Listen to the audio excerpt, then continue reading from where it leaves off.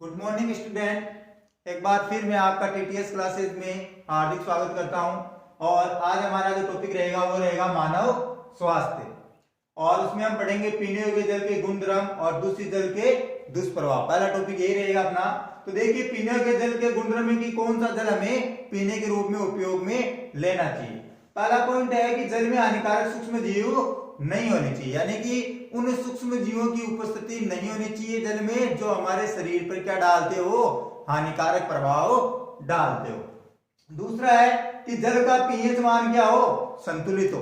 ठीक है ना। अब पीएच मान मतलब कितना होना चाहिए, फिर जल का पीएच मान 7। कितना होना चाहिए, 7 होना चाहिए जल का पीएच मान। और जिस जल का पीएच मान 7 होता है तो उसकी प्रकृति कैसी हो जाती है, उदासीन। कैसी हो जाती है, उदासीन। अगर 7 से कम हो तो कैसी होगी, अम्लीय। कैसी प्रकृति होगी, अम्लीय। और 7 से अधिक हो तो कैसी होगी, क्षारीय। कैसी प्रकृति हो जाएगी, क्षारीय। तो हमें कौन सा चाहिए, पीएच 7 वाला। ठीक है ना, यानी कि उदासीन जल चाहिए। फिर तीसरा पॉइंट है कि जल में पर्याप्त मात्रा में कौन सी गैस घुली होनी चाहिए, O2।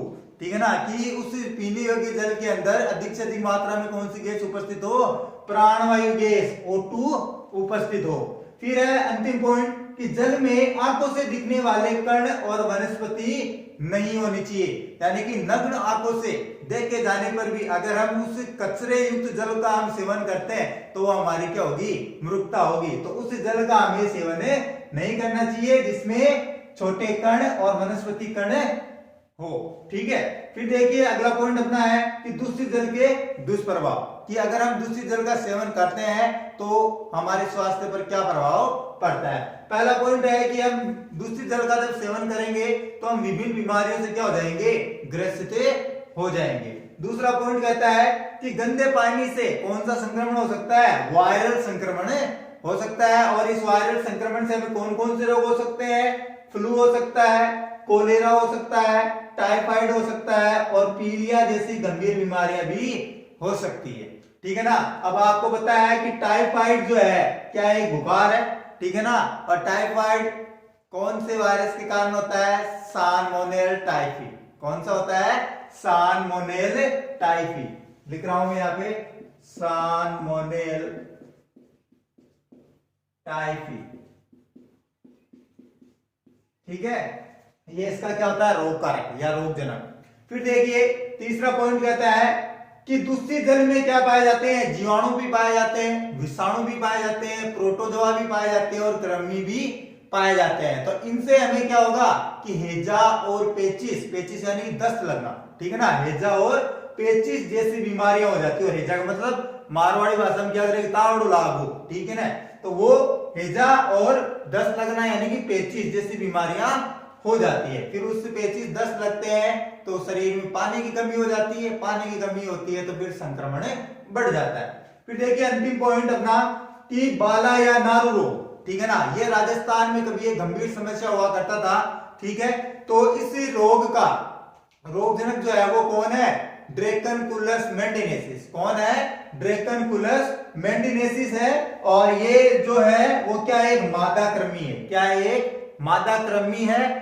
और ये कृमि क्या करती है कि जल के बाहर यानी कि परपोषी के शरीर के बाहर जल में क्या देती है, अपने अंडे देती है। ठीक है ना। और उस अंडे दिए हुए जल को सेवन करने पर हमारा शरीर क्या हो जाता है, रोगग्रस्त हो जाता है। कौन से रोग से, बाला या नारू रोग से। ठीक है। फिर देखिए अपना अगला टॉपिक है मोटापा, कि व्यक्ति का शरीर, ठीक है ना, फूल जाता है। ठीक है ना, मोटापा हो जाता है, पेट उसका बढ़ जाता है। वो कब होता है, तो देखिए मोटापा जो है वह स्थिति होती है, ठीक है, जब अत्यधिक शारीरिक वसा यानी कि शरीर पर त्वचा, ठीक है ना, इस सीमा तक एकत्रित हो जाती है। ठीक है ना, कि वह स्वास्थ्य पर क्या डालने लगती है, हानिकारक प्रभाव डालने लगती है। जो हमारी जो संभावित आयु है, ठीक है ना, उस आयु को क्या कर सकता है, घटा सकता है। यानी 50 साल जी बड़ो आदमी 40 कमाई 60 तो बढ़े। फिर देखिए अगला पॉइंट कहता है कि शरीर भार सूचकांक। ठीक है ना, इंग्लिश में इसकी फुल फॉर्म होगी BMI, की फुल फॉर्म होगी बॉडी मास इंडेक्स। ठीक है ना, एक नंबर का क्वेश्चन पूछता है कि बीएमआई की फुल फॉर्म लिखिए या पूरा नाम लिखिए, तो क्या होगा, शरीर भार सूचकांक या बॉडी मास इंडेक्स। तो ये जो बीएमआई है वो क्या है, मानव भार और उसकी लंबाई का क्या है, अनुपात है। किसकी लंबाई का अनुपात है, मानव भार व उसकी लंबाई का अनुपात होता है। और देखो मोटापे की पहले की स्थिति क्या होती है और मोटापा हो जाता है, वो स्थिति कौन सी होती है, जब व्यक्ति का वजन 25 केजी पर मीटर स्क्वायर के बीच हो तो वो मोटापे से पहले की स्थिति होती है। कितना, 25 केजी पर मीटर स्क्वायर के बीच हो तो वो मोटापे से पहले की स्थिति होती है। और जब 30 केजी पर मीटर स्क्वायर से अधिक जब वजन हो जाता है, ठीक है ना, तो वो मोटापे की स्थिति होती है। फिर देखिए मोटापे से होने वाले रोग कि कौन कौन से रोग हो सकते हैं। अब मोटापे से हृदय रोग, हृदय रोग का मतलब कि हार्ट अटैक आना, ठीक है, कि हृदय रोग हो जाता है। मधुमेह यानी कि डायबिटीज, ठीक है ना।